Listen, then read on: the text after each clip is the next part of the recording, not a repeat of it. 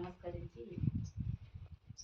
మనం అందరము ప్రైవేట్ స్కూల్కి పంపిస్తున్నాం కానీ అసలు ప్రైవేట్లో ఏం రాదు. ఇగో మా బాబుతోనే ఒక బాబు చిన్నోడు ఉన్నాడు, రేపు సరోజ వాళ్ళ కొడుకు. ఆయనకు ఒక్క అక్షరం రాదు, 30,000 నెలకు.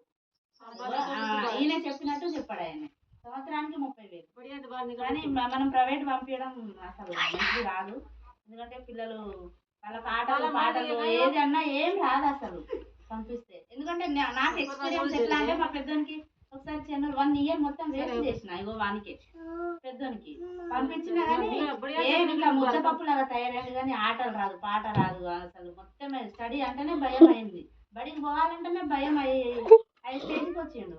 అట్లాంటిది ఇక ఒక సంవత్సరం వేస్ట్ అయిందని చెప్పేసి, వేస్ట్ అయినా కానీ నేను ఇక్కడికే పంపిస్తాను, ఇక్కడికే పంపిస్తున్నా. ఇప్పుడు నా పిల్లలు ఇద్దరు మంచిగా చదువుతారు. మంచిగా ఏ పద్యమైనా, పాఠమైనా, ఆటలైనా, పాటలైనా, దేంట్లో అయినా ఫస్ట్ ఉన్నారు మా పిల్లలు. ప్రైవేట్ స్కూల్కి పంపించిన పిల్లల కంటే మా పిల్లలు ఇంకా మంచిగా ఉంటారు. డ్యాన్స్ అయినా మంచిగా చేస్తారు, పాటలైనా ఏదైనా మంచి యాక్టివిటీగా ఉంటారు.